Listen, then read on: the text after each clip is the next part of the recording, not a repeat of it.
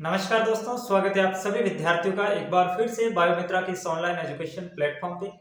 आज की इस क्लास में अपन ऑर्गेनिक केमिस्ट्री को कंटिन्यू करने वाले हैं और ऑर्गेनिक केमिस्ट्री में भी अपन पढ़ रहे थे जीओसी, जनरल ऑर्गेनिक केमिस्ट्री।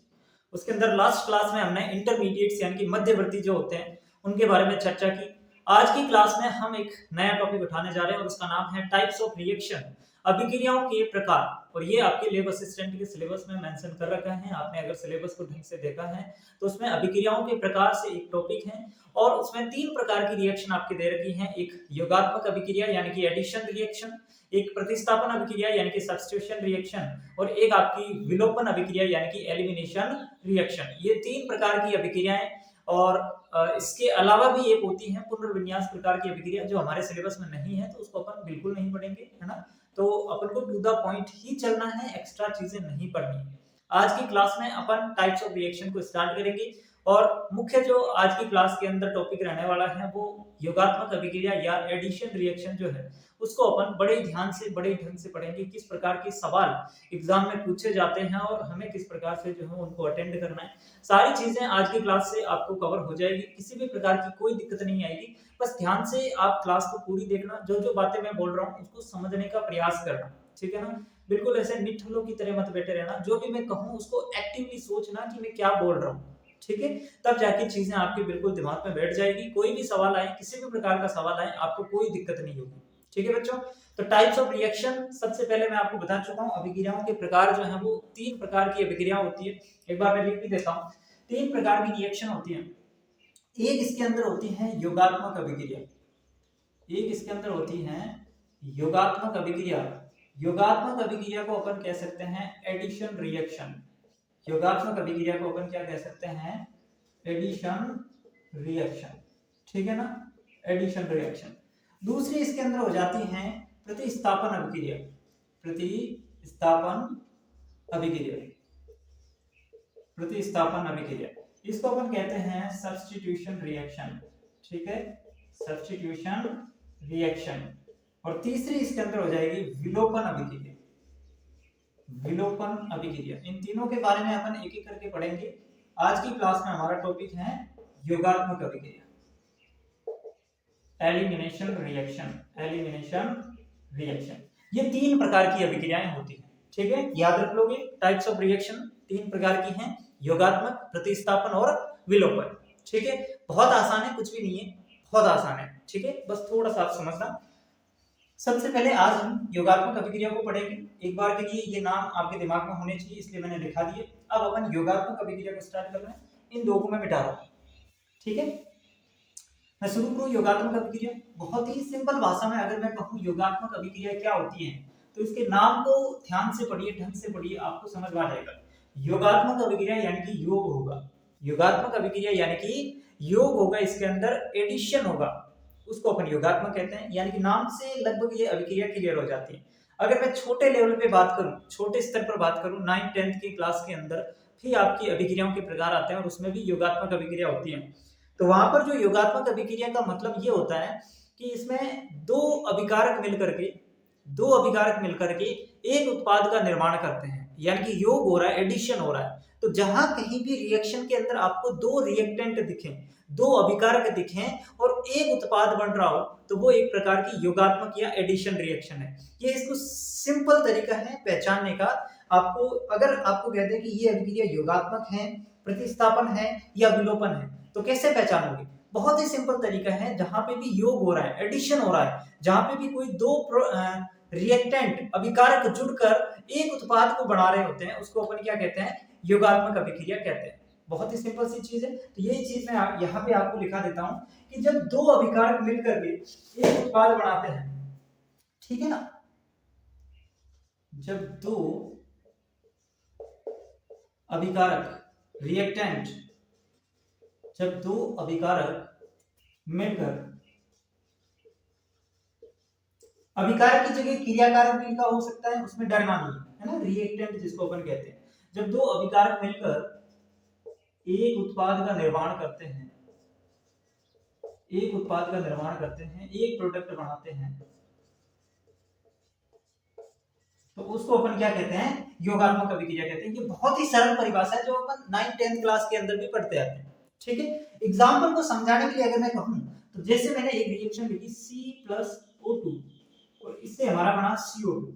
अब इस रिएक्शन को आप अप्लाई करना सीख सकते हो कि इसके अंदर दो क्रिया कारक मिलकर के एक प्रोडक्ट का निर्माण कर रहे हैं, दो अभिकारक मिलकर के एक उत्पाद का निर्माण कर रहे हैं। इसका मतलब ये क्या हो रहा है, योगात्मक प्रकार की अभिक्रिया है। ये कैसी रिएक्शन है, एडिशन टाइप की रिएक्शन है। जैसे कि आप देखो इसके अंदर इसका और इसका योग हो रहा है, ये दोनों आपस में जुड़ रहे हैं और जुड़ करके एक उत्पाद बना दिया। ठीक है ना, तो सबसे पहला तरीका योगात्मक अभिक्रिया को पहचानने का सबको पता होना चाहिए कि दो अगर रिएक्टेंट दिखें और एक प्रोडक्ट दिखें तो वो आपकी एडिशन रिएक्शन है, वो आपकी योगात्मक अभिक्रिया है। दूसरा अगर मैं तरीके की बात करूं योगात्मक अभिक्रिया की, तो जिनके अंदर भी योगात्मक अभिक्रिया होगी उनके अंदर आपको डबल बॉन्ड देखने को मिलेगा। उसके अंदर आपको क्या देखने को मिलेगा, डबल बॉन्ड देखने को मिलेगा, है ना। तो सिंपल सा मैं लिख देता हूं यहां पर, ये रिएक्शन वे क्रिया कारक देंगे, या अभिकारक भी कह सकता हूं मैं, क्रिया कारक और अभिकारक एक ही चीज है। वे क्रिया कारक देते हैं जिनमें डबल बॉन्ड होता है, जिनमें द्विबंध होता है। ठीक है ना, ऐसे क्रिया कारक, ऐसे रिएक्टेंट जिसके अंदर भी डबल बॉन्ड दिख जाए वो आपकी एडिशन रिएक्शन देंगे। क्यों, क्योंकि यहां पर इसके अंदर डबल बॉन्ड जो होता है ना, वहां पे कोई जुड़ेगा, है ना, उसको सैचुरेटेड करेंगे। अपन ये भी लिख सकते हैं कि इसमें असंतृप्त हाइड्रोकार्बन से असंतृप्त हाइड्रोकार्बन से संतृप्त हाइड्रोकार्बन का निर्माण होता है। संतृप्त हाइड्रोकार्बन का निर्माण होता है।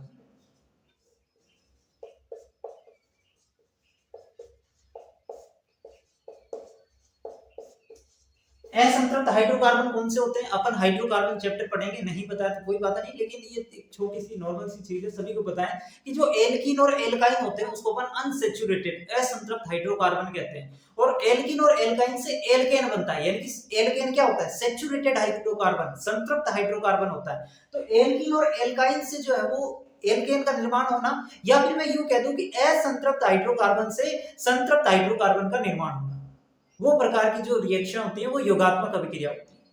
ठीक है, तो ये सारी की सारी थ्योरी अगर आपके दिमाग में सेट है तो फिर ये बहुत आसान सी चीजें हो जाएगी। केवल मैंने आपको दो चीजें बताई हैं। पहली चीज, जहां पे भी दो रिएक्टेंट मिलकर के एक प्रोडक्ट बनाए वो योगात्मक अभिक्रिया। दूसरी कंडीशन यहाँ पर है जो है वो, अपन ऑर्गेनिक केमिस्ट्री की बात करें तो इसके अंदर ये रिएक्शन वे क्रिया कारक देते हैं जिनमें डबल बॉन्ड प्रेजेंट होगा, जिसके अंदर भी द्विबंध मिलेगा। एल्कीन के अंदर द्विबंध मिलता है, हाँ सर मिलता है। एल्काइन में मिलता है, हाँ सर मिलता है। अब कुछ कहेंगे सर ट्रिपल बॉन्ड होता है, तो वो ट्रिपल बॉन्ड वाली, डबल बॉन्ड तो है कि नहीं है, बिल्कुल है। तो एल्कीन भी देती है, एल्काइन भी देती है। इसके अलावा अगर मैं बात करूं एल्डिहाइड की, तो एल्डिहाइड के अंदर डबल बॉन्ड होता है, C डबल बॉन्ड OH, यही तो एल्डिहाइड होता है, CHO ग्रुप। तो एल्डिहाइड भी देगा। कीटोन क्या होता है, कीटोन भी sir C double O group होता है। ठीक है, तो ये भी योगात्मक अभिक्रिया देंगे। यानी कि जिसके अंदर भी आपको डबल बॉन्ड दिख जाए वो आपकी योगात्मक रिएक्शन देगा। ठीक है ना, इतनी चीज क्लियर है। अभी इसको मैं और ज्यादा क्लियर कर दूंगा, पहले इन चीजों को आप समझ लो। इतनी चीजें अगर आपको समझ में आ गई तो फिर ये बहुत आसान है।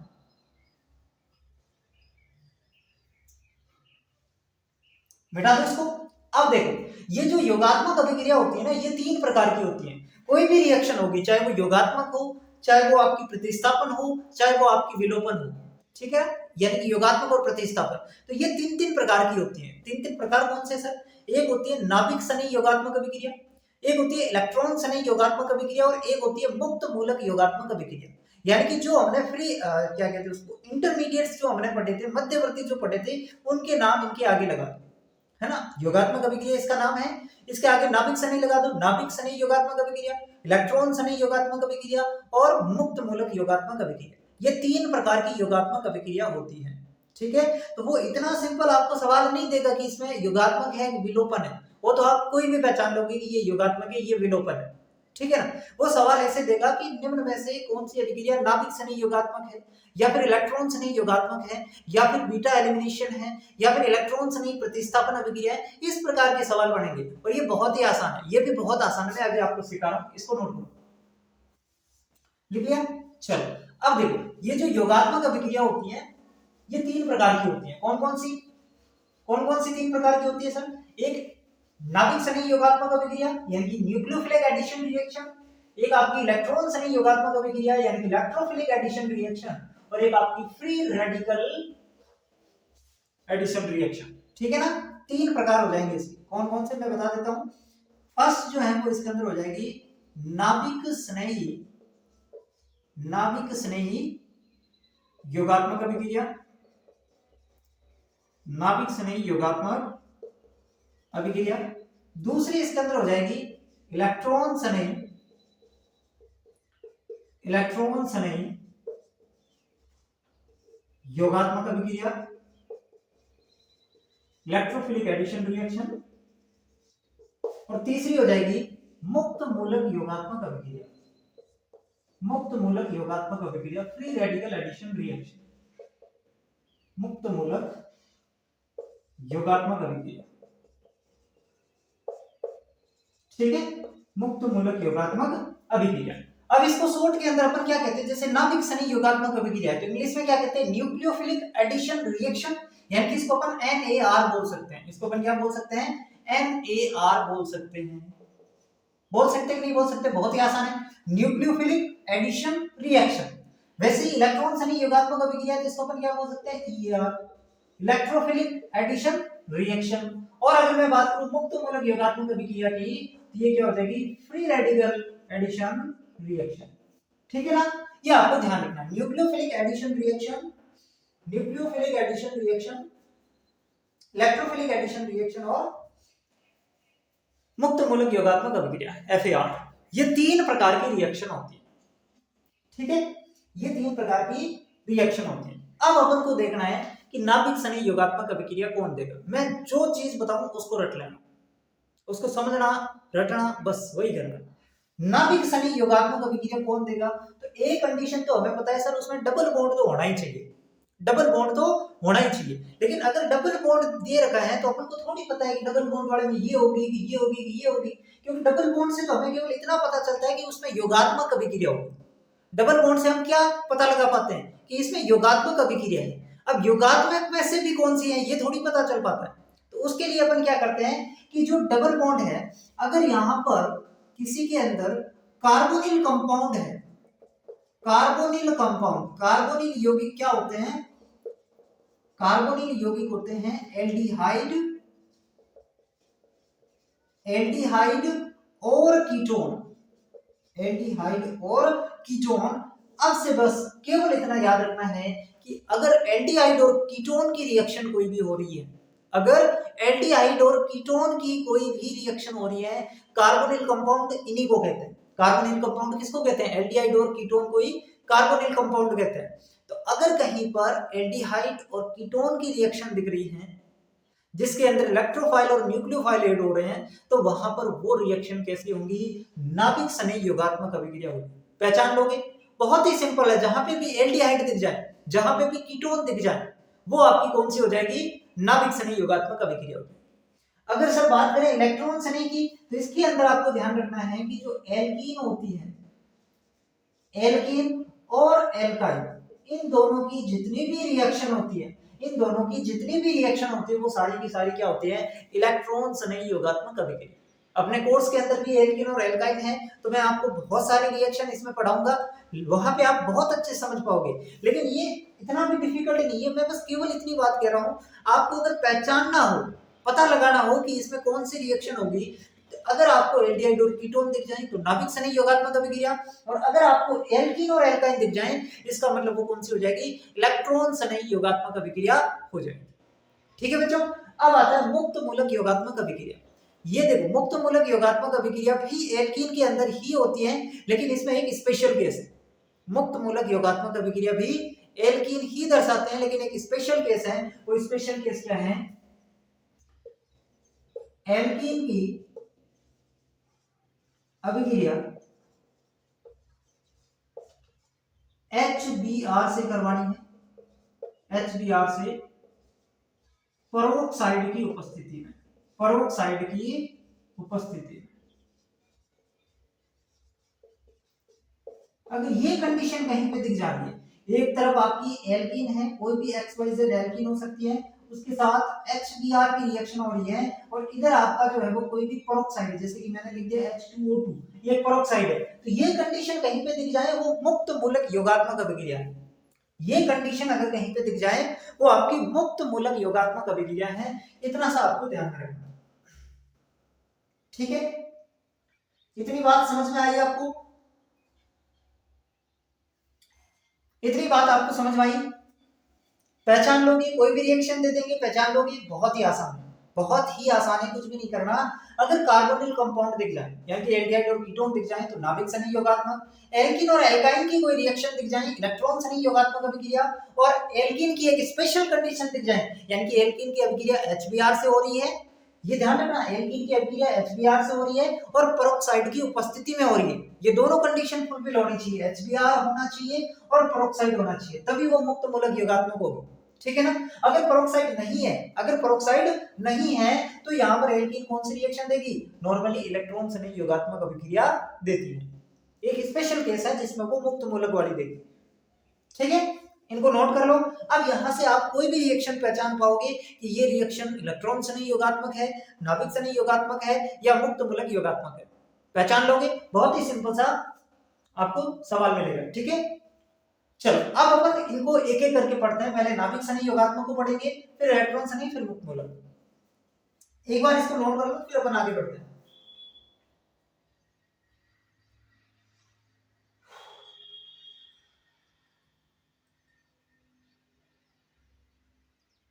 बेटा इसको, चलो अब हेडिंग लगाएंगे नाभिक सनी योगात्मक अभिक्रिया, नाभिक सनी योगात्मक अभिक्रिया। अभी और क्लियर हो जाएगा अच्छे से, ये तो मैंने समझाने के लिए एक बार पहले और बता दिया। अब अपन नाभिक सनी पढ़ेंगे तो ये भी पढ़ेंगे कि कैसे कार्बोनिल कंपाउंड जो है ये रिएक्शन देते हैं, ठीक है ना?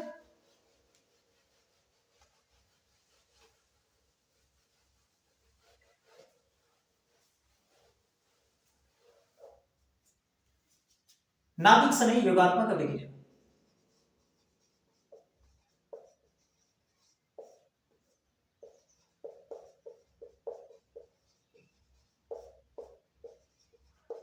Nucleophilic addition reaction.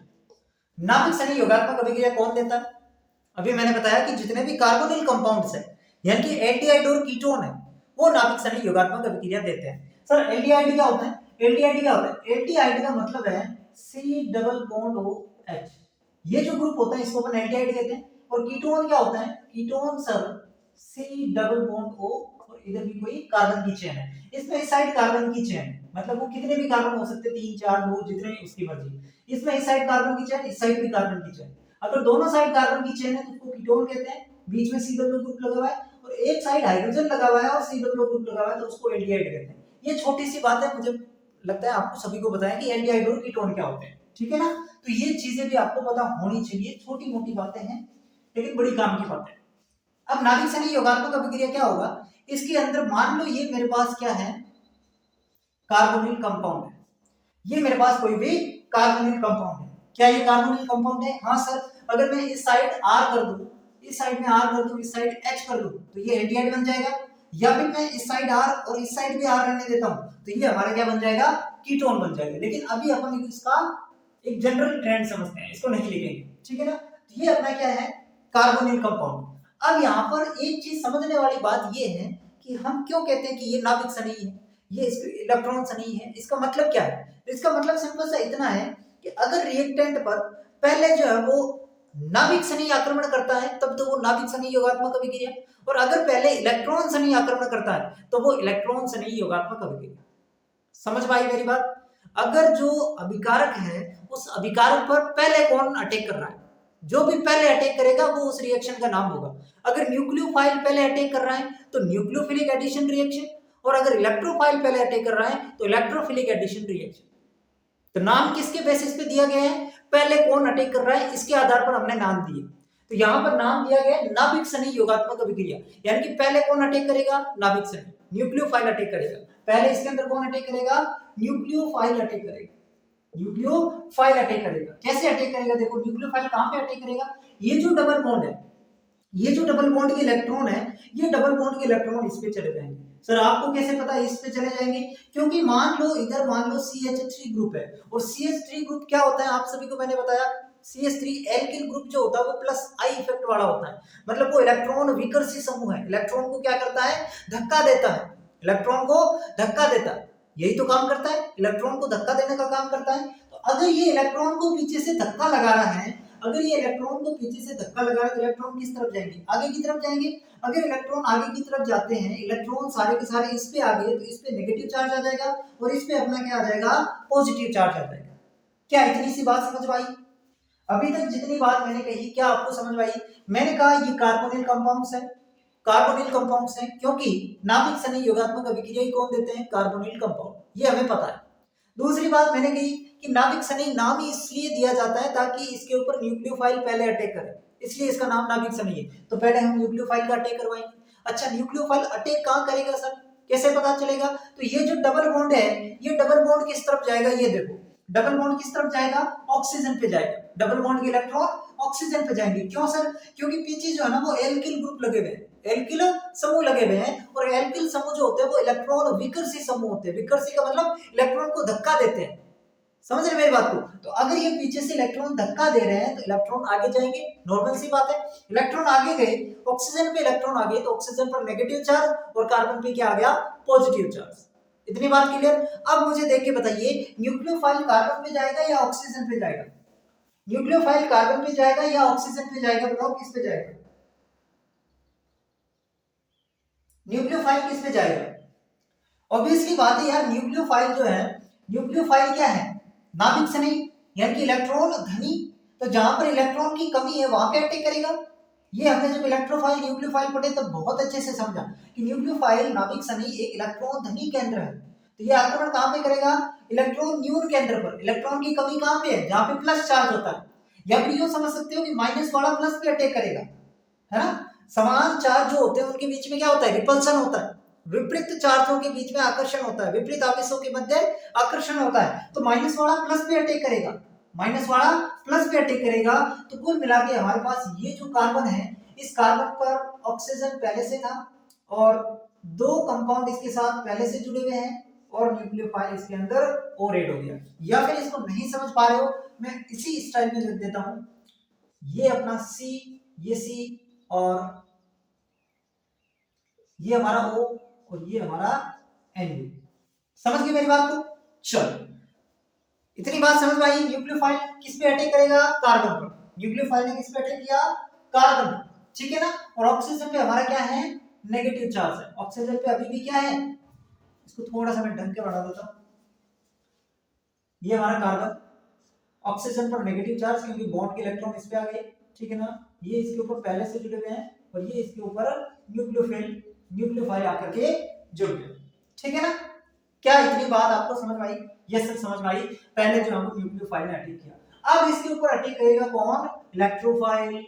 अब इसके ऊपर कौन अटैक करेगा, इलेक्ट्रोफाइल। और इलेक्ट्रोफाइल कहां पे जाएगा, इलेक्ट्रोफाइल का मतलब इलेक्ट्रॉन सने ही, इलेक्ट्रॉन की कमी है इसके पास, तो ये इलेक्ट्रॉन धनी के अंदर पर आक्रमण करेगा, यानी कि प्लस वाला माइनस पे आक्रमण करेगा।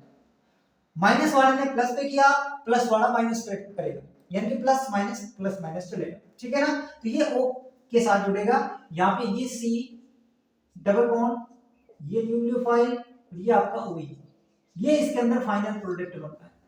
ये इसके अंदर क्या बनता है, फाइनल प्रोडक्ट बनता है। इस चीज को आपको समझना है, ठीक है ना। और ये जो बना ना, ये इसका इंटरमीडिएट है, स्थायी मध्यवर्ती है। ये इसका क्या हो जाएगा, स्थायी मध्यवर्ती हो जाएगा, स्टेबल इंटरमीडिएट हो जाएगा। ये बीच वाली स्टेज अपन क्या कहते हैं कि भाई जो रिएक्टेंट है, जो अभिकारक है, उसके बंध टूटेंगे और नए बंध का निर्माण होता है, उत्पाद का निर्माण होता है। उन दोनों के बीच की जो स्टेज बनती है उसको अपन मध्यवर्ती कहते हैं, इंटरमीडिएट कहते हैं। कल ही मैंने बताया था कि अभिकारक और उत्पाद के बीच की जो अवस्था होती है उसको अपन मध्यवर्ती कहते हैं। तो यही तो है बीच की अवस्था, यही तो इंटरमीडिएट है। बस ये मैकेनिज्म आपको समझ में आनी चाहिए कि ये रिएक्शन हुई कैसे। अगर इतनी सी चीज अगर आप समझ गए तो फिर ये बहुत आसान हो जाएगा। क्या ये चीज तुम्हें समझ में आई कि नहीं है, मुझे बताओ। एक बार फिर से बताऊं, नाभिक संयोगात्मक अभिक्रिया कौन देते हैं? कार्बोनिल कंपाउंड्स, यानी कि एल्डिहाइड और कीटोन। तो ये कार्बोनिल कंपाउंड है, नाभिक संयोगी है, मतलब पहले न्यूक्लियोफाइल अटैक करेगा। न्यूक्लियोफाइल अटैक कहां पे करेगा? जहां पर पॉजिटिव चार्ज है, जिसके ऊपर धनावेश है। क्यों? क्योंकि यहां पर देखिए न्यूक्लियोफाइल को इलेक्ट्रॉन न्यून केंद्र पर आक्रमण करता है, ये इलेक्ट्रॉन धनी केंद्र है, ठीक है ना। तो ये बात मैं बता चुका हूं। तो पहले न्यूक्लियोफाइल ने अटैक किया, फिर इलेक्ट्रोफाइल ने अटैक किया, वो फाइनल प्रोडक्ट बन गया, ठीक है।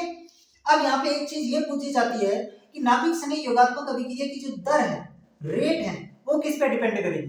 तो दर जो है वो इसके अंदर डिपेंड करेगी क्रियाकारक की सांद्रता पर, क्रियाकारक की सांद्रता पर, और यहाँ पर नाभिक संयोग की सांद्रता पर। इन दोनों की सांद्रता पर डिपेंड करेगी। ये आपको ध्यान रखना है कि नाभिक संयोग योगात्मक अभिक्रिया में जो दर है वो क्रियाकारक की सांद्रता पर भी निर्भर करेगी, और इसके अलावा जो है ये नाभिक संयोग की सांद्रता पर भी निर्भर करेगी। इसलिए ये जो है ये एक द्वितीय कोटि की अभिक्रिया है। ये क्या है? एक द्वितीय कोटि की अभिक्रिया है। एक चैप्टर आता है हमारे केमिकल काइनेटिक्स, उसके अंदर अपन पढ़ते हैं प्रथम कोटि की अभिक्रिया, द्वितीय कोटि की अभिक्रिया, ठीक है ना। तो द्वितीय कोटि की अभिक्रिया क्या है? इसकी भी पावर कितनी है? 1। इसकी भी पावर कितनी है? 1, यानी कि टोटल कितने हो गए? 2 हो गए। इसलिए नाभिक संयोग योगात्मक अभिक्रिया क्या है? एक द्वितीय कोटि की अभिक्रिया है, ठीक है बच्चों। क्या इतनी बात तुम समझ पाए? इतनी बात तुम समझ पाए कि नहीं पाए, मुझे बताओ। अगर इतनी बात समझ आई तो फिर मैं आगे बढ़ू। चल, अब एक चीज आती है, आपको 2-3 एल्डिहाइड दे देंगे या फिर 2-3 कीटोन दे देंगे या एल्डिहाइड कीटोन मिक्स दे देंगे। आपको कहेगा कि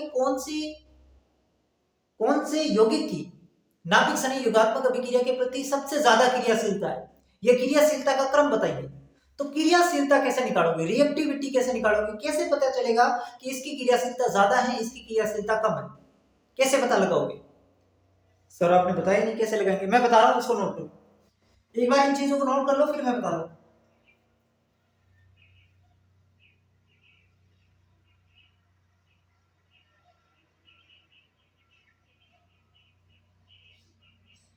बेटा इसको, चलो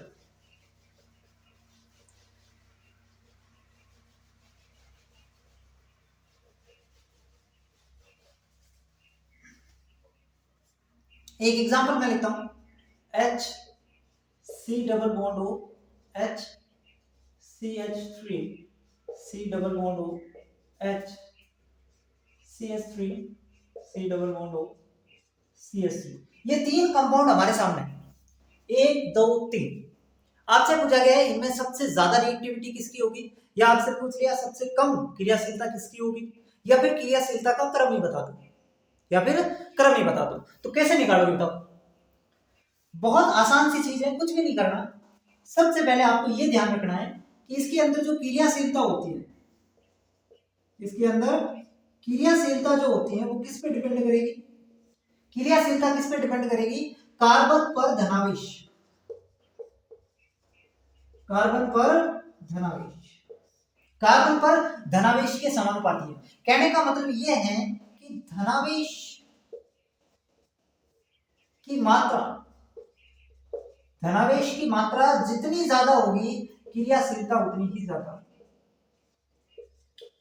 धनावेश की मात्रा जितनी ज्यादा होगी क्रियाशीलता उतनी ही ज्यादा होगी। क्या ये बात तुम समझ पाए? मैं यहाँ पे ये कह रहा हूं कि कार्बन पर जितना ज्यादा पॉजिटिव चार्ज होगा उतना ही ज्यादा क्या होगी? उसकी क्रियाशीलता होगी। अब देखो कार्बन पर पॉजिटिव चार्ज कैसे आएगा? ये इलेक्ट्रॉन इसके ऊपर जाएंगे तो इसके ऊपर नेगेटिव, इसके ऊपर पॉजिटिव, ये इलेक्ट्रॉन इसके ऊपर जाएगा तो इसके ऊपर नेगेटिव, इसके ऊपर पॉजिटिव, ये इलेक्ट्रॉन इसके ऊपर जाएगा तो इसके ऊपर नेगेटिव, इसके ऊपर पॉजिटिव। अब मुझे बताओ सबसे ज्यादा पॉजिटिव चार्ज कौन से कार्बन पर है? कार्बन कौन से पर है? 1 नंबर वाले में, 2 नंबर वाले में, या फिर 3 नंबर वाले में?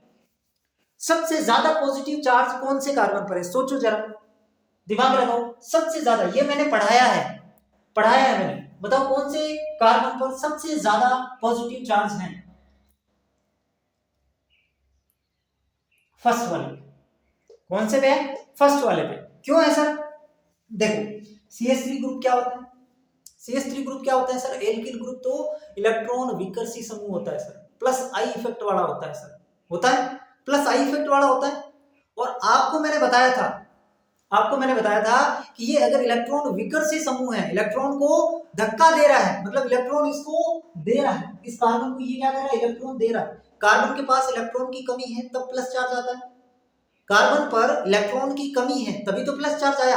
ये इसकी इलेक्ट्रॉन की कमी पूरा कर रहा है, मतलब ये प्लस चार्ज को कम कर रहा है, ये प्लस चार्ज को क्या कर रहा है? कम कर रहा है। और अगर ये प्लस चार्ज को कम कर रहा है तो ये सबसे ज्यादा क्रियाशील नहीं हो सकता, ये सबसे ज्यादा क्रियाशील नहीं हो सकता। क्रियाशीलता के लिए कंडीशन क्या है कि कार्बन पर जितना ज्यादा प्लस चार्ज होगा, जितना ज्यादा पॉजिटिव चार्ज होगा, वो उतना ही ज्यादा क्रियाशील होगा। इसके अंदर देखो, इसके अंदर भी सर ये इसको इलेक्ट्रॉन दे रहा है, लेकिन इसमें दो दे रहे हैं, तो इसमें ये पॉजिटिव चार्ज को बहुत ज्यादा कम कर देंगे, इसमें ये पॉजिटिव चार्ज को थोड़ा कम करेंगे, इसमें पॉजिटिव चार्ज को कोई कम नहीं करेगा, जितना है उतना रहेगा, क्योंकि हाइड्रोजन इलेक्ट्रॉन नहीं दे सकते। इंडक्टिव इफेक्ट आपने पढ़ा है? यस सर, इंडक्टिव इफेक्ट पढ़ा है। इंडक्टिव इफेक्ट में मैंने क्या कहा कि कार्बोकैटायन की जो स्टेबिलिटी है उसको कौन बढ़ाता है? कार्बोकैटायन की स्टेबिलिटी कौन बढ़ाता है? Positive plus I effect, plus I effect बढ़ाता है। स्टेबिलिटी बढ़ाने का मतलब क्या है? उसके प्लस चार्ज को कम कर रहा है। भाई स्टेबिलिटी का मतलब क्या होता है? कोई भी चीज न्यूट्रल रहना चाहती है तभी आप उसको स्टेबल कहेंगे, तो प्लस चार्ज को जो कम कर रहा है वो उसकी स्टेबिलिटी को बढ़ा रहा है, प्लस चार्ज को जो कम कर रहा है वो इसकी स्टेबिलिटी को बढ़ा रहा है। और प्लस चार्ज को कम कौन करता था? Plus I effect. और प्लस आई इफेक्ट में CH3 ग्रुप आता है, एल्किल ग्रुप जितने भी होते हैं वो प्लस आई इफेक्ट में आते हैं। तो यहाँ पर ये इसके प्लस चार्ज को कम कर रहा है, तभी तो ये स्टेबल हुआ। अगर आपसे पूछ ले कि सबसे ज्यादा स्टेबल कार्बोकैटायन कौन सा है, तब तो ये है। सबसे ज्यादा स्टेबल कार्बोकैटायन कौन सा है, तब तो ये है। लेकिन सबसे ज्यादा क्रियाशीलता किसकी होगी? तब इसकी होगी, क्योंकि सबसे ज्यादा प्लस चार्ज इस पे है, पहले वाले पे। अब आप कहेंगे सर इसका इससे क्या लिंक है कि कार्बन पर जितना ज्यादा धनावेश होगा वो उतनी ज्यादा क्रियाशीलता दर्शाएगा? इसका क्या रीजन है? तो सुनो, नाम क्या है अभिक्रिया का? नाभिक स्नेही योगात्मक अभिक्रिया, यानी कि नाभिक स्नेही आकर के जुड़ेगा, न्यूक्लियोफाइल आकर के जुड़ेगा। तो आप खुद सोचिए कि न्यूक्लियोफाइल पर क्या होता है? Negative charge. वो कहां पे जुड़ना चाहेगा? जहां पे ज्यादा पॉजिटिव चार्ज होगा। वो कहां पे जुड़ना चाहेगा? एक जगह जहां पर कम पॉजिटिव चार्ज है और एक जगह जहां पर ज्यादा पॉजिटिव चार्ज है। न्यूक्लियोफाइल पहले वहां पे जुड़ना चाहेगा, वहां पे ज्यादा जल्दी जुड़ेगा जहां पर पॉजिटिव चार्ज बहुत ज्यादा है, क्योंकि न्यूक्लियोफाइल पर नेगेटिव, इधर पॉजिटिव, जितना ज्यादा पॉजिटिव है ये उसको खींचेगा। समझ गए? तो ये इसका लिंक है, ये इसका लिंक है कि न्यूक्लियोफाइल वहां पे अटैक करेगा जहां पे सबसे ज्यादा पॉजिटिव चार्ज होगा। और सबसे ज्यादा पॉजिटिव चार्ज किस पे है? इस पे, उसके बाद इस पे, उसके बाद इस पे। तो ये इसके अंदर क्रियाशीलता का क्रम है, ये इसके अंदर क्रियाशीलता का क्रम है जो आपको पता होना चाहिए। कोई भी प्रकार का आपको कंपाउंड दे दे, कंफ्यूज बिल्कुल नहीं होना है, केवल इतनी सी चेक करनी है कि किस पर जो है वो पॉजिटिव चार्ज ज्यादा है, किस पर पॉजिटिव चार्ज ज्यादा है। कैसे पता करेंगे सर पॉजिटिव चार्ज ज्यादा है? देखो यहाँ पर CH3 जो है ये इलेक्ट्रॉन विकर्षी समूह, यानी कि ये इसको इलेक्ट्रॉन देंगे, और अगर इसको इलेक्ट्रॉन देंगे तो ये इसके पॉजिटिव चार्ज को कम कर देंगे, ये इसके पॉजिटिव चार्ज को कम कर देंगे। यहाँ पर दो इलेक्ट्रॉन देने वाले हैं, यानी पॉजिटिव चार्ज बहुत कम हो जाएगा। यहाँ पर एक ही देने वाला है तो थोड़ा कम होगा, और यहाँ पर कोई इलेक्ट्रॉन नहीं देने वाला है तो यहाँ पे कम हो जाएगा। और भी समझ में नहीं आए तो ऐसे याद रख लेना कि क्रियाशीलता माइनस आई इफेक्ट के समानुपाती होती है और प्लस आई इफेक्ट के व्युत्क्रमानुपाती होती है। तो यहाँ पर देखिए दो प्लस आई लग रहे हैं, यहाँ पर एक ही प्लस आई लग रहा है, यहाँ पर कोई प्लस आई नहीं है, और प्लस आई की व्युत्क्रमानुपाती, यानी कि जितना ज्यादा प्लस आई क्रियाशीलता उतनी ही कम। तो इसमें सबसे ज्यादा प्लस आई है, दो यहाँ पर क्या लग रहे हैं? प्लस आई ग्रुप लग रहे हैं। यहाँ पर एक ही प्लस आई ग्रुप है, यहाँ पर कोई प्लस आई ग्रुप नहीं है। तो प्लस आई ग्रुप नहीं है मतलब ये ज्यादा क्रियाशील हो जाएगा। तो या तो इस चीज से या फिर इस चीज से, बहुत ही आसान तरीके से हो जाएगा, कोई दिक्कत नहीं आएगी। ठीक है ना? अब एक चीज आपने नोटिस की होगी, ये क्या है? एल्डिहाइड। ये क्या है? एल्डिहाइड। लेकिन ये क्या है? कीटोन। यहां से एक चीज हमें ये भी समझ में आती है कि क्रियाशीलता जो है वो एल्डिहाइड की ज्यादा होती है कीटोन से। एल्डिहाइड की क्रियाशीलता कीटोन से ज्यादा होती है। तो ये चीज भी देख करके आप टिक लगा सकते हैं, कहीं पर कीटोन दिख रहा है तो मतलब उसकी क्रियाशीलता कम होगी एल्डिहाइड से। पहले एल्डिहाइड वाले आएंगे सारे, उसके बाद कीटोन वाले आएंगे। ठीक है? चलो इसको नोट करो, फिर अपन आगे बढ़ते हैं।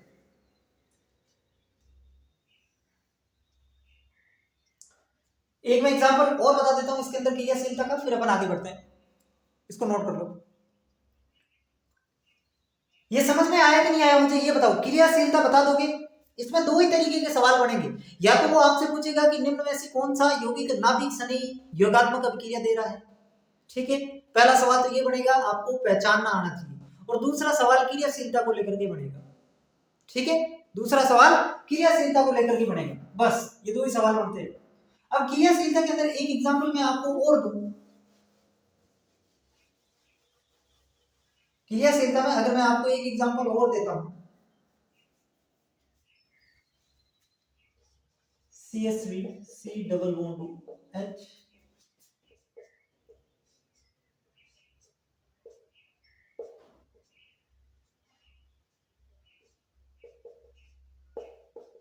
बताओ इनमें से सबसे ज्यादा क्रियाशील कौन होगा? इन दोनों में से सबसे ज्यादा क्रियाशील कौन होगा? वही कंडीशन फिर से सोचनी है, कार्बोकैटायन C पर प्लस सबसे ज्यादा किसमें है? सबसे ज्यादा C पे प्लस किसमें है? देखो इसके अंदर इसके ऊपर जाएगा तो इसमें नेगेटिव, इसमें पॉजिटिव। इसके अंदर भी कुछ ऐसा ही होगा कि ये इस पे जाएगा और इस पे नेगेटिव, इस पे पॉजिटिव। तो यहां पर क्या होगा, यहां पर जो है ये एरोमेटिक कंपाउंड है, और एरोमेटिक कंपाउंड के अंदर इसके अंदर जो प्लस चार्ज बनेगा ना, वो इसके अंदर रेजोनेंस में चला जाएगा। प्लस चार्ज रेजोनेंस में, अनुनाद में चला जाएगा, यानी कि प्लस पूरा का पूरा ही अंदर चला गया, प्लस पूरा का पूरा ही अंदर चला गया। समझ रहे मेरी बात को? प्लस चार्ज यहां पर बाहर है ही नहीं, इसलिए प्लस चार्ज सबसे ज्यादा इस पे, तो इसलिए ये ज्यादा क्रियाशील हो जाएगा। या फिर आप ऐसे याद रख सकते हैं कि एलिफेटिक की क्रियाशीलता एरोमेटिक से ज्यादा होती है। एलिफेटिक की क्रियाशीलता जो है वो एरोमेटिक कंपाउंड से ज्यादा होती है, ठीक है। ये दो तीन बातें हैं जो अगर आप याद रख लोगे तो आपको क्रियाशीलता वाला सवाल गलत नहीं होगा, ठीक है ना। एलिफेटिक की क्रियाशीलता ज्यादा होती है एरोमेटिक से। ये एरोमेटिक कंपाउंड है, ये एलिफेटिक है, एलिफेटिक की ज्यादा हो जाएगी क्योंकि इसके अंदर जो प्लस चार्ज है वो रेजोनेंस में चला गया, यानी कि प्लस पूरी की पूरी कम होगी, प्लस चार्ज इस पे पूरा ही कम हो गया, और प्लस चार्ज कम हो गया तो वो फिर कम क्रियाशील होगा, क्योंकि काम ही क्या है, कार्बन पर जितना ज्यादा धनावेश क्रियाशीलता उतनी ज्यादा, ठीक है।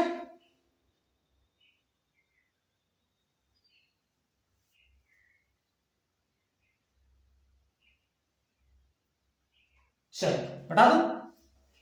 ओके, नेक्स्ट हेडिंग लगाएंगे इलेक्ट्रॉन सनई योगात्मक अभिक्रिया। इलेक्ट्रॉन सनई योगात्मक अभिक्रिया, ये हम वैसे तो एल्कीन और एल्काइन में बहुत बढ़िया तरीके से पढ़ेंगे, लेकिन थोड़ा सा मैं आपको यहाँ पर इंट्रोडक्शन दे देता हूं ताकि किसी प्रकार का जो है अपन को कॉन्फिडेंस लो नहीं फील हो।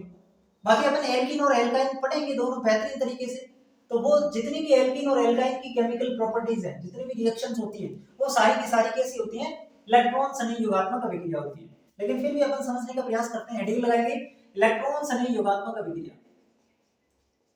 इलेक्ट्रॉन सनई इलेक्ट्रोफिलिक एडिशन रिएक्शन,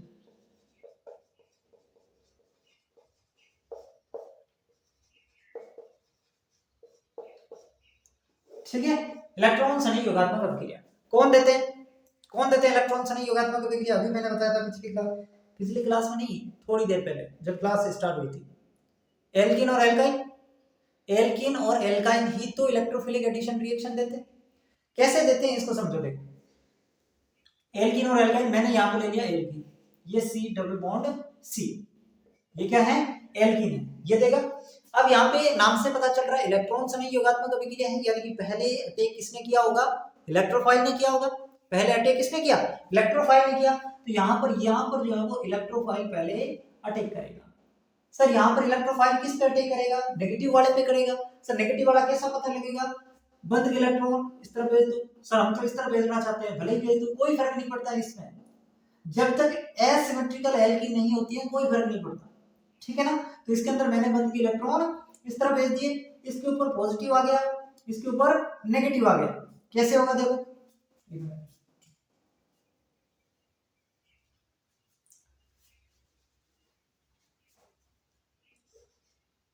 ये सी इसके ऊपर नेगेटिव, तो ये ई जो है ये नेगेटिव वाले पे जुड़ेगा, ठीक है ना, और इसके ऊपर अभी भी पॉजिटिव है।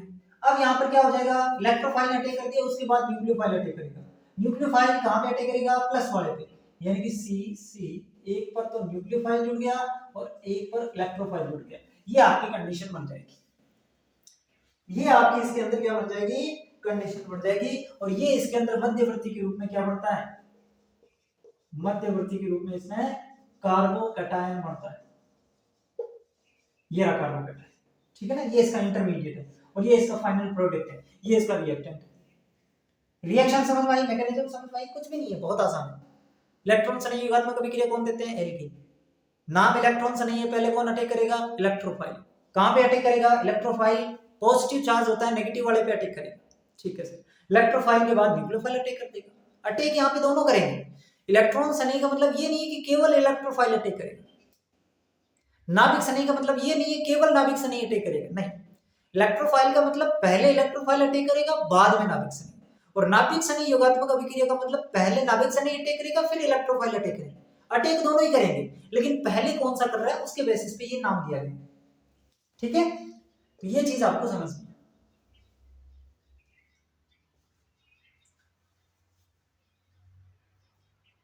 तो ये तो था इलेक्ट्रॉन सनी योगात्मक अभिक्रिया जब सममित एल्कीन होती है तब बात कर रहे थे, सममित एल्कीन। अगर यहां पर असममित एल्कीन आ जाती है, क्या आ जाती है, असममित एल्कीन, असममित एल्कीन, तब आपको क्या करना है, एक नाम आपने सुना होगा मार्कोनिकॉफ का नियम, वो लगा देना बस। मार्कोनिकॉफ नियम क्या कहता है, मार्कोनिकॉफ नियम, मार्कोनिकॉफ नियम क्या कहता है, मार्कोनिकॉफ नियम क्या कहता है कि जो नेगेटिव पार्ट है, जो ऋणात्मक भाग है, वो द्विबंध से बंधित उस कार्बन पर जाएगा जहां पर हाइड्रोजन कम है। समझ गए मेरी बात को। मार्कोनिकॉफ रूल ये कहता है कि जो ऋणात्मक भाग है, जो नेगेटिव पार्ट है, वो द्विबंध के उस कार्बन पर जुड़ेगा जिसके पास हाइड्रोजन कम है। ऋणात्मक भाग, अभी मैं एक एग्जांपल करवाऊंगा, सारे कंफ्यूजन ही खत्म हो जाएंगे। ऋणात्मक भाग द्विबंध से बंधित उस कार्बन पर जुड़ेगा, उस कार्बन पर जुड़ेगा जिसके पास हाइड्रोजन कम, जिसके पास हाइड्रोजन कम, ठीक है ना। अब देखो ऋणात्मक भाग का मतलब क्या होता है, न्यूक्लियोफाइल, वही तो होता है ऋणात्मक भाग मतलब न्यूक्लियोफाइल। अब देखो एक एग्जांपल से अपन इसको करते हैं, जैसे मैंने एक नॉर्मल रिएक्शन दी थी, ये तो आपने लिख लिया, इसको अगर लिख लिया है तो इसको नोट करो।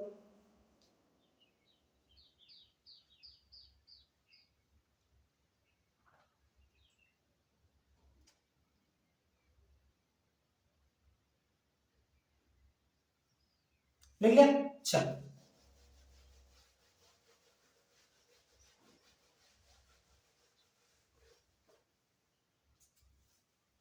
जैसे मैंने आपको कहा CH3 CH double bond CH इसमें आपको HCl की रिएक्शन करवानी है, बताओ क्या प्रोडक्ट बनेगा, बहुत आसान है, बताओ क्या प्रोडक्ट बनेगा।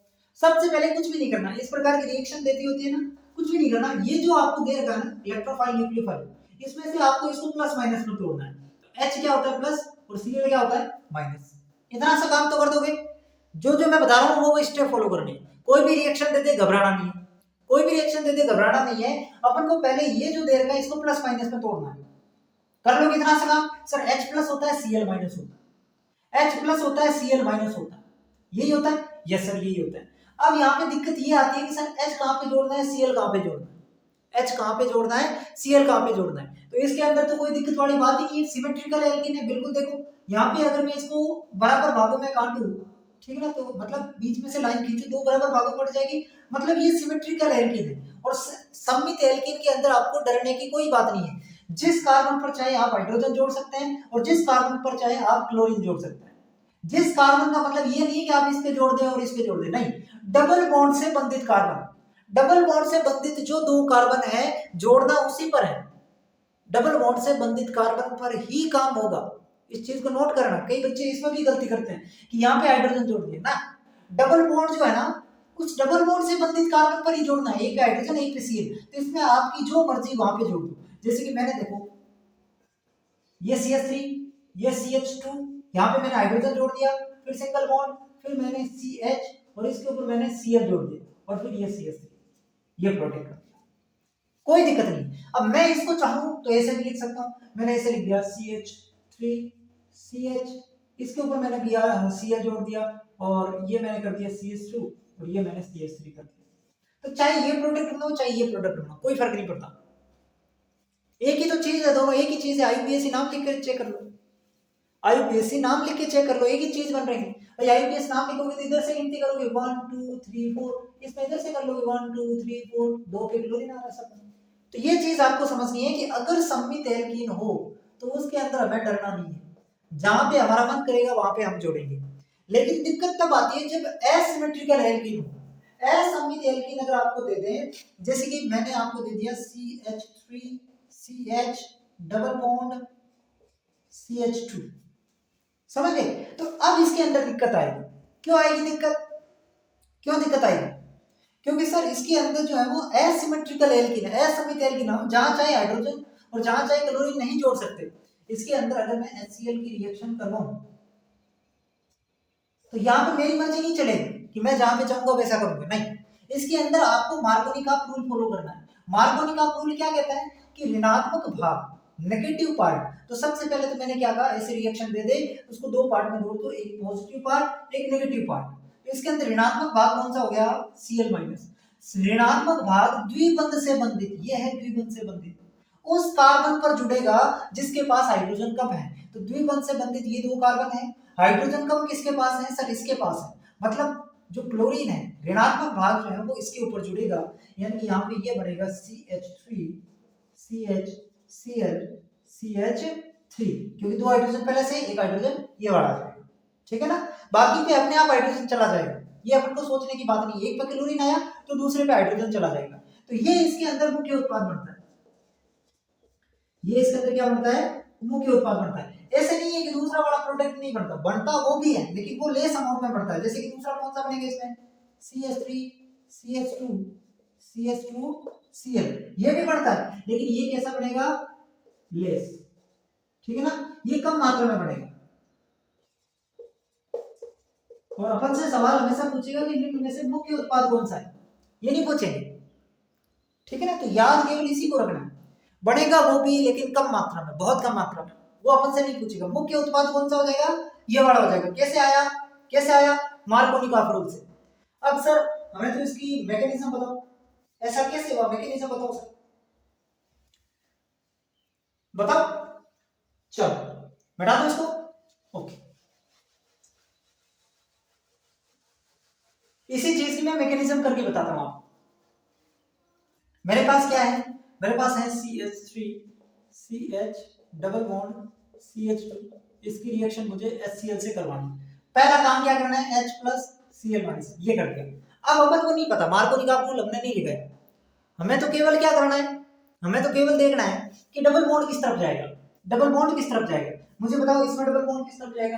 अब इतनी चीजें आपको आनी चाहिए कि डबल बॉन्ड किस तरफ जाएगा, कौन से पे इलेक्ट्रॉन जाएंगे, इतनी तो आती है भाई। यहाँ पर अगर सिमेट्रिकल, जैसे मैंने पहले वाला जो एग्जांपल लिखा वो तो सिमेट्रिकल एल्कीन थी, उसमें कोई दिक्कत नहीं है, जहां पे चाहे डबल बॉन्ड वहां पे जा सकता है, इधर जा सकता है उधर जा सकता है। सममित एल्कीन में ऐसा कोई लफड़ा नहीं है। ये लफड़ा कहां पर है? असममित एल्कीन में। असममित एल्कीन में आपको पहचानना आना चाहिए डबल बॉन्ड किस तरफ जाएगा। इसमें मुझे बताइए डबल बॉन्ड किस तरफ जाएगा? सर इसमें डबल बॉन्ड जो है ना, ये डबल बॉन्ड इस तरफ जाएगा सर। क्यों? क्योंकि पीछे CH3 ग्रुप है और ये +I ग्रुप है। +I ग्रुप जो है ये इलेक्ट्रॉन को क्या कर देते हैं?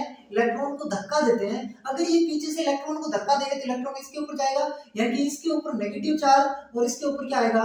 Positive charge. इसके ऊपर नेगेटिव चार्ज, इसके ऊपर क्या आ जाएगा? Positive charge. अब यहाँ पर मुझे बताइए पॉजिटिव वाला किसके पास जाएगा? नेगेटिव के पास, और नेगेटिव वाला किसके पास जाएगा? पॉजिटिव के पास। यानी कि आप इसको मैं लिखना चाहूँ तो CH3 CH के पास कौन सा जाएगा सर? CH3 के पास Cl और यहाँ पर CH3। बताओ मुख्य उत्पाद ये बना कि नहीं बना?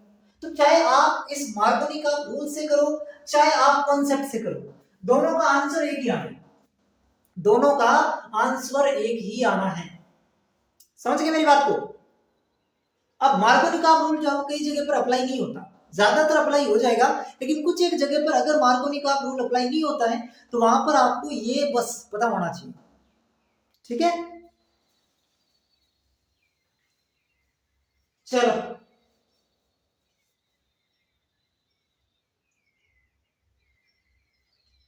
एक एग्जांपल और दे रहा हूं मैं आपको,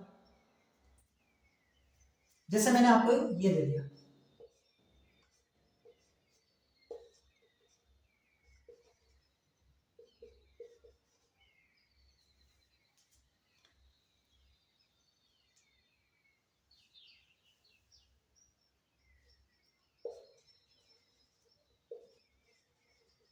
ये दे दिया। चलो अब इसके अंदर आपको सेल की रिएक्शन करवाना है, किस तरफ जाएगा बताओ, किस तरफ जाएगा बताओ? अगर मार्कोनिकॉफ रूल की बात करूं, मार्कोनिकॉफ रूल की बात करूं तो नेगेटिव पार्ट उस पे जाएगा जिस पे कार्बन कम है, यानी कि सी पे इस वाले कार्बन पर जो है क्लोरीन आना चाहिए, लेकिन ऐसा नहीं होगा, ऐसा नहीं होगा। बताओ क्यों नहीं होगा, बताओ क्यों नहीं होगा? क्योंकि यहां पर ये जो कार्बोकेटाइन है ये इस तरफ जाएगा, ये डबल बॉन्ड जो है ये डबल बॉन्ड इस रिंग के अंदर जाएंगे, यहाँ पे रेजोनेंस हो रहा है, यहाँ पे रेजोनेंस हो रहा है, और हमने पढ़ा था कि रेजोनेंस की प्रायोरिटी इंडक्टिव इफेक्ट से ज्यादा होती है, रेजोनेंस की प्रायोरिटी इंडक्टिव इफेक्ट से हाइपर कॉन्जुगेशन से सबसे ज्यादा होती है। तो यहाँ पर जो पॉजिटिव चार्ज बनेगा वो तो रेजोनेंस के साथ होगा ना, रेजोनेंस वाला ज्यादा स्टेबल होगा, इस वजह से यहाँ पर क्या बनेगा नेगेटिव और यहाँ पर पॉजिटिव। समझ गए मेरी बात को? ये चीज आपको थोड़ी सी ध्यान रखनी है।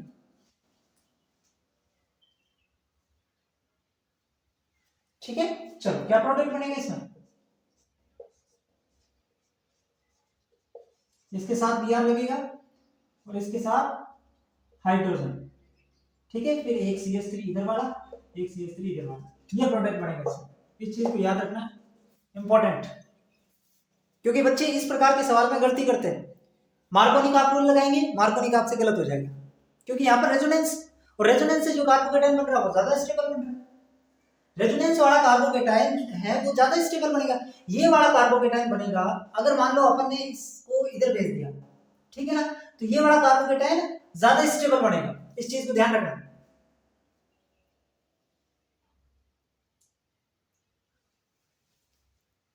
ये लिख लो इतनी सारी बातें, फिर अपन आगे बढ़ते हैं।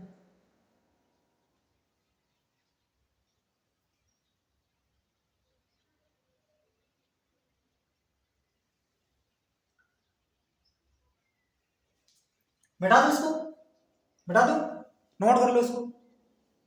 चलो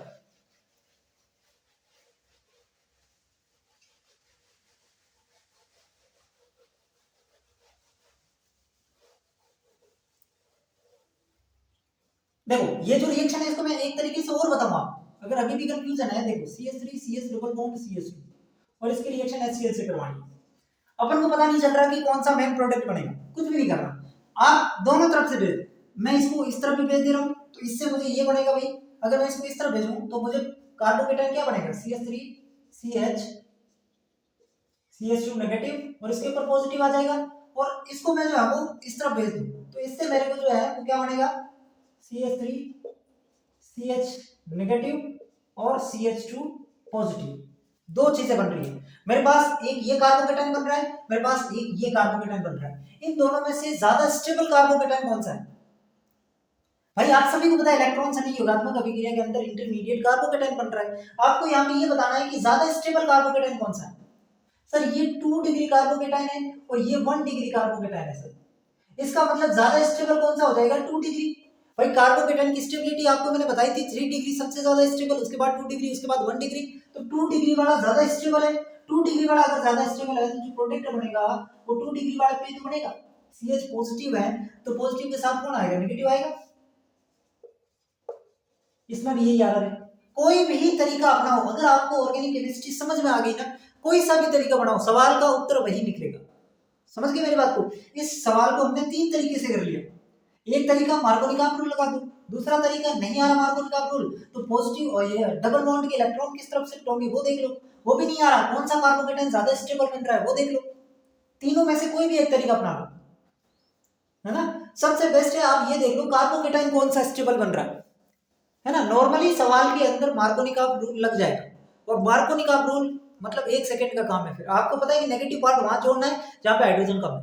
ये थोड़ा सा मुश्किल है याद करने में, तो बस केवल इतना याद कर लो, हाइड्रोजन वहां पे जुड़ेगा जहां हाइड्रोजन ज्यादा है, हाइड्रोजन वहां पे जुड़ेगा जहां हाइड्रोजन ज्यादा है। तो यहाँ पर हाइड्रोजन यहाँ वहां पे जुड़ेगा जहां हाइड्रोजन ज्यादा है। हाइड्रोजन ज्यादा कहाँ है? यहाँ पे। हाइड्रोजन, समझ गए मेरी बात को?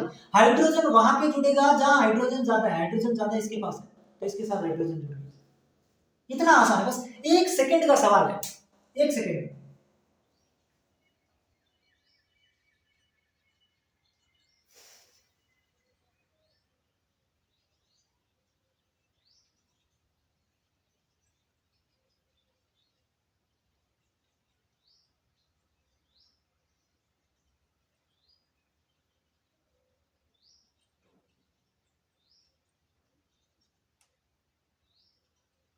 मिटाओ इसको।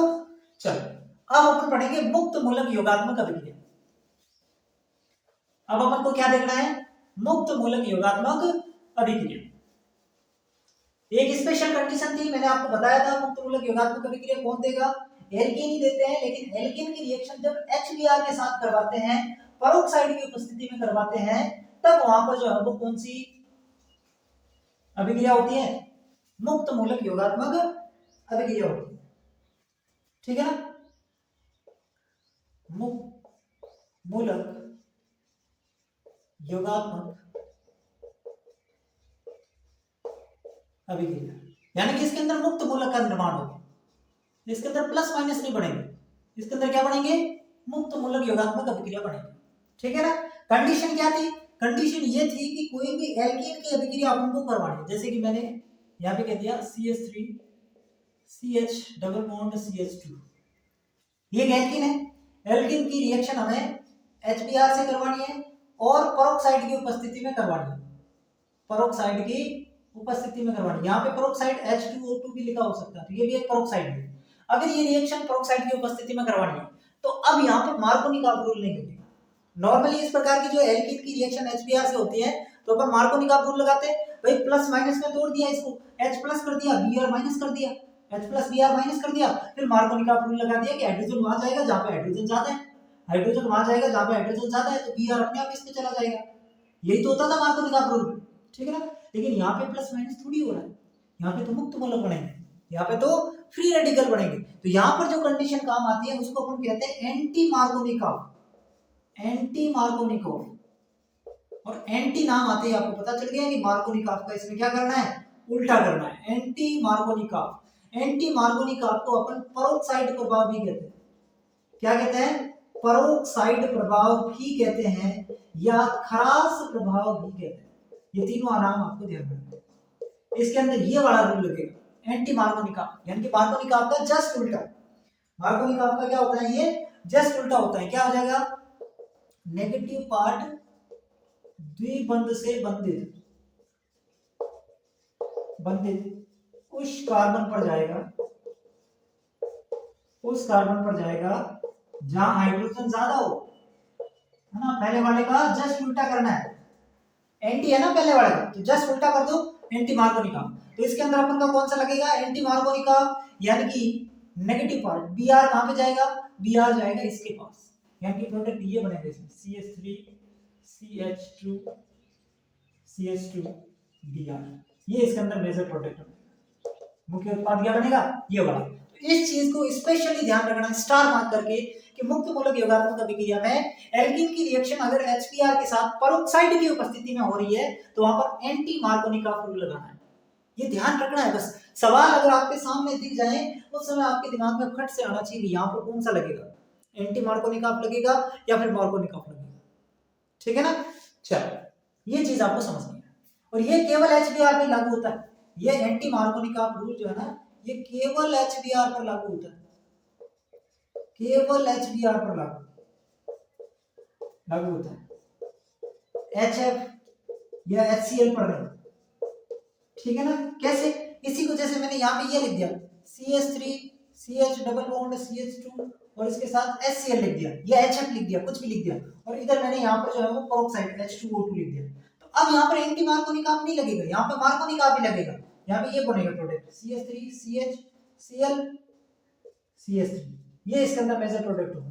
क्यों? क्योंकि इसके अंदर मार्कोनी का रूल लगा है, मार्कोनी का नियम लगाना है। यहाँ पे एंटी मार्कोनी का नहीं लगेगा, एंटी मार्कोनी का केवल HBr पर ही लगता है। ठीक है बच्चों।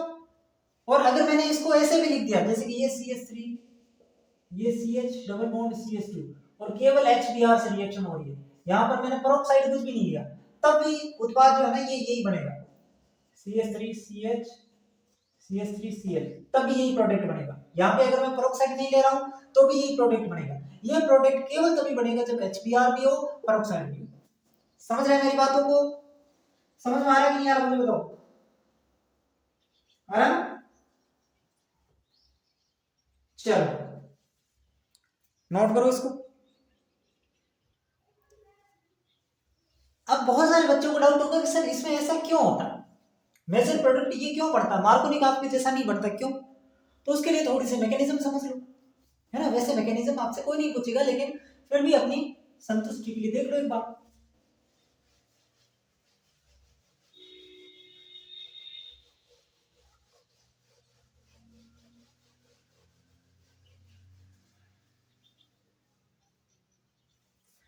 देखो सबसे पहले ये रिएक्शन है, इसके अंदर HBr की अभिक्रिया करवानी है।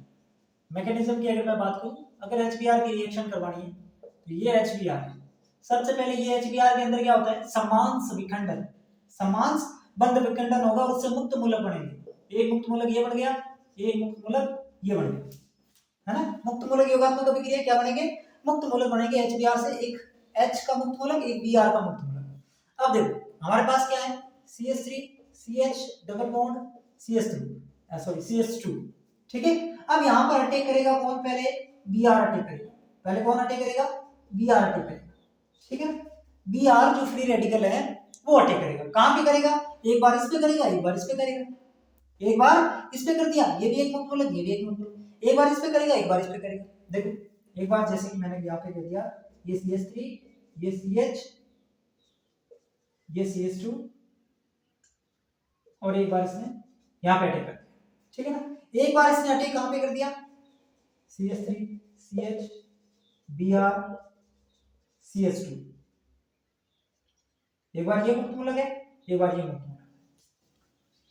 अब देखो ध्यान से, अब ध्यान से देखो, ये वाला जो मुक्त मूलक बन रहा है ये 2 डिग्री मुक्त मूलक है, ये 2 डिग्री है। ये वाला जो मुक्त मूलक बन रहा है ये 1 डिग्री मुक्त मूलक है। और कार्बोकेटाइन की जो स्टेबिलिटी का ऑर्डर होता है वही मुक्त मूलक की स्टेबिलिटी का ऑर्डर होता है, 3 डिग्री 2 डिग्री 1 डिग्री। तो 2 डिग्री क्या होता है, ज्यादा स्थायी होता है, 2 डिग्री वाला ज्यादा स्थायी होगा, यानी कि इससे जो प्रोडक्ट बनेगा, इससे प्रोडक्ट क्या बनेगा, यानी कि इस पे Br जुड़ गया तो इस पे हाइड्रोजन जुड़ जाएगा अपना CH3 CH2 CH2 Br, ये अपना क्या हो जाएगा, मेजर प्रोडक्ट हो जाएगा। इस वजह से इसके अंदर एंटी मार्कोनी का रूल लगता है, मतलब बनने वाला जो मुक्त मूलक है वो ज्यादा स्टेबल होता है। इस कंडीशन में बनने वाला मुक्त मूलक ज्यादा स्टेबल होगा, इसलिए वो ज्यादा प्रोडक्ट बनेगा। समझ गए? तो ये इसकी मैकेनिज्म है जो आपको ध्यान रखना है। ये से आगे हमने H मुक्त मूलक की रिएक्शन करवा दी, ठीक है। समझ में आई मैकेनिज्म कैसे हुआ, मुक्त मूलक के बेसिस पे वो ज्यादा स्टेबल हो गया। लेकिन अपन को केवल इतना ध्यान रखना है कि एल्केन की रिएक्शन HBr के साथ पेरोक्साइड की उपस्थिति में करवाते हैं तो एंटी मार्कोनी ऑफ रूल लगाना है। एंटी मार्कोनी ऑफ रूल क्या होता है, नेगेटिव पार्ट वहां पे जाएगा जहां पे हाइड्रोजन ज्यादा है, यानी कि मार्कोनी का जस्ट उल्टा करना है, ठीक है। तो ये थी आज की चीजें जिसके अंदर अपन ने योगात्मक अभिक्रिया को समझा, बहुत अच्छे से समझा, बहुत ही आसान है, कुछ भी नहीं करना, बहुत ही सिंपल सा सवाल आएगा आपसे, या तो वो कोई मुख्य उत्पाद पूछेगा एल्केन की रिएक्शन देकर के, ठीक है ना, एल्केन की रिएक्शन देकर के मुख्य उत्पाद पूछ लेगा, या फिर वो आपको क्रियाशीलता का क्रम पूछ लेगा एल्डिहाइड कीटोन देकर के, या फिर आपको वो पहचानने को कह सकता है कि निम्न में से कौन सी नाभिक सनी योगात्मक है, या इलेक्ट्रॉन सनी योगात्मक है, या मुक्त मूलक योगात्मक है। तो ये 3 तरह के सवाल इसके अंदर ज्यादातर बनते हैं। बाकी कोई थ्योरेटिकल सवाल भी बनता है तो वो भी हमने पूरा अच्छे से कवर किया है, ठीक है बच्चों। तो एक बार फिर से रिवाइज करवा दूं, या करवा दो, चलो सुनो मेरी बात। योगात्मक अभिक्रिया पहचानने की सिंपल सी ट्रिक है कि जहां पे भी 2 रिएक्टेंट मिलकर के, 2 अभिकारक मिलकर के एक उत्पाद बनाए, वो आपकी योगात्मक अभिक्रिया। योगात्मक अभिक्रिया वो क्रिया कारक देते हैं जिनमें डबल बॉन्ड होता है। हमने जितनी भी रिएक्शन पढ़ी, चाहे इलेक्ट्रॉन से नहीं पढ़ी, चाहे नाभिक से नहीं पढ़ी, सबके अंदर डबल बॉन्ड था। चाहे एल्डिहाइड कीटोन हो उसमें भी डबल बॉन्ड था, चाहे एल्कीन एल्काइन की बात करूं उसमें भी डबल बॉन्ड है, और चाहे इस एल्कीन की बात करूं इसमें भी डबल बॉन्ड है। यानी कि योगात्मक अभिक्रिया को पहचानने की ट्रिक है कि उसके अंदर डबल बॉन्ड होगा। अब उसके अंदर तीन अलग अलग होती है सर, एक इलेक्ट्रॉन से नहीं होती है, एक नाभिक से नहीं होती है, एक मुक्त मूलक होती है। ठीक है, नाभिक सनी के अंदर मैंने आपको बताया था कि एल्डिहाइड और कीटोन आपको याद रख लेना है, बाकी कुछ भी नहीं रखना। नाभिक सनी योगात्मक अभिक्रिया कौन देंगे? एल्डिहाइड और कीटोन देंगे। कौन देंगे? एल्डिहाइड और कीटोन जो होते हैं वो नाभिक सनी योगात्मक अभिक्रिया देते हैं। याद रख लोगे, याद रख लोगे। पहले कौन अटैक करेगा? न्यूक्लियोफाइल, क्योंकि नाम ही क्या है? नाभिक सनी। उसके बाद एक चीज उसके अंदर क्रियाशीलता का याद रखना था। क्रियाशीलता के अंदर मैंने बताया कि कार्बन पर धनावेश जितना ज्यादा होगा, जितना ज्यादा कार्बन पर धनावेश होगा वो उतना ही ज्यादा क्रियाशील होगा कंपाउंड, वो यौगिक उतना ही ज्यादा क्रियाशील। अब आपको पहचानना है कि कौन से कार्बन पर ज्यादा धनावेश है। कैसे पहचानोगे? प्लस आई लगा हुआ है तो वो कार्बन पर धनावेश कम कर रहा है, वो उस पे कम धनावेश को कम कर दिया, मतलब वो कम क्रियाशील हो जाएगा। माइनस आई लगा हुआ है, धनावेश को बढ़ा रहा है, वो ज्यादा क्रियाशील हो जाएगा। ठीक है ना, उसके अंदर मैंने ये बात की। फिर मैंने कहा एल्डिहाइड की क्रियाशीलता कीटोन से ज्यादा होती है। ये बस याद रखने की चीजें हैं कि अगर कंसेप्ट हम नहीं लगा पाए तो हमें तो इतना अगर पता है ना कि एल्डिहाइड की कीटोन से ज्यादा होती है तो हम वहां पे कुछ कर लेंगे। एलिफेटिक की ज्यादा होती है एरोमेटिक से, तो वहां पे हम अगर ये दो तीन पॉइंट भी याद है, कंसेप्ट नहीं लगा पाए तो भी अपन सवाल कर लेंगे। फिर मैंने कहा इलेक्ट्रॉन सनी योगात्मक अभिक्रिया एल्कीन और एल्काइन देते हैं। मार्कोनी का रूल आपको लगाना है। अगर सम्मित एल्कीन है तो कोई टेंशन ही नहीं है, असम्मित एल्कीन है तो मार्कोनी का रूल अपन लगा देंगे। हाइड्रोजन वहां पे जुड़ेगा जहां पे हाइड्रोजन ज्यादा हो, ये सिंपल सा याद रख लेना दिमाग में। और एक स्पेशल केस है मुक्त मूलक योगात्मक अभिक्रिया में कि अगर एल्कीन की रिएक्शन HBr के साथ पेरोक्साइड की उपस्थिति में हो जाए तो एंटी मार्कोनी का रूल अपन को लगाना है। ठीक है ना, तो पहचान लोगे, पहचान लोगे कि नहीं पहचान पाओगे?